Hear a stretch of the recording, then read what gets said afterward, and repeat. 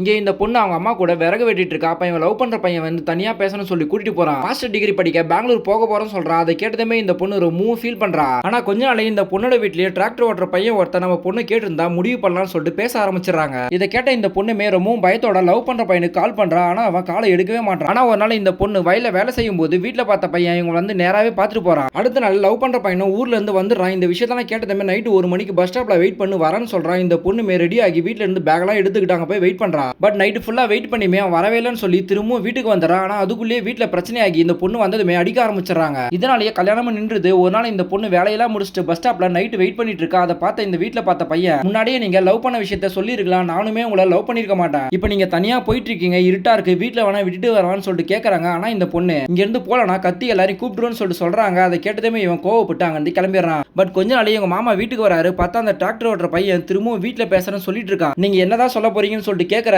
ஆனா இவங்க அம்மா அந்த பொண்ணு வாயை கூட திறக்க மாட்டா. எதனா சொன்னாதானே நம்மளும் சொல்ல முடியும் சொல்லிட்டு பேசிட்டு இருக்கும்போது ஒரு சின்ன பையன் வந்து ஒரு லெட்டர் கொடுத்துட்டு போறான். உடனே இந்த பொண்ணு வீட்டுல பார்த்த பையன் கிட்ட போயிட்டு, நீங்க திரும்பவும் கல்யாணம் பண்ணிக்க பேசுறேன்னு சொல்லிட்டு இருந்தீங்க, ஆனா என்ன லவ் பண்ற பையன் ஏமாத்திட்டு போயினான்னு தான் நினைச்சேன், இப்போ என்ன கூட்டிட்டு போக திரும்பவும் வந்திருக்கான்னு சொல்லி லெட்டர் போட்டிருக்காங்க, சோ நீங்க வேற யாரா கல்யாணம் பண்ணிக்கீங்கன்னு சொல்லிட்டு போறாங்க. அதை கேட்ட இவன் ரொம்ப ஃபீல் பண்றான். ஆனா இந்த பொண்ணு லவ் பண்ற பையனை மீட் பண்றான். ஆனா அவன் இந்த பொண்ணு கிட்ட தப்பா நடந்ததான் வந்திருக்கான். அது தெரிஞ்சதுமே இந்த பொண்ணு கோவப்பட்டு தள்ளிவிட்டு வந்துடுறா. கொஞ்ச நாள்ல திரும்பவும் இந்த டிராக்டர் ஓட்டுற பையனை பார்த்து பேசலான்னு அவரோட டிராக்டர்ல ஏறி வரா. ஆனா கொஞ்ச தூரம் போனதுமே, நான் கல்யாணம் பண்ணிக்க போற பொண்ணோட வீடு பக்கத்துல வந்துருச்சு, சோ நீங்க இறங்கிடுங்க, தப்பா நினைப்பாங்கன்னு சொல்லி விட்டுட்டு போறான். கடைசியில இந்த பொண்ணு உண்மையா லவ் பண்ணணும் விட்டுட்டு போயிட்டான். இந்த பொண்ணை உண்மையா லவ் பண்ணணும் விட்டுட்டு போயிட்டான்.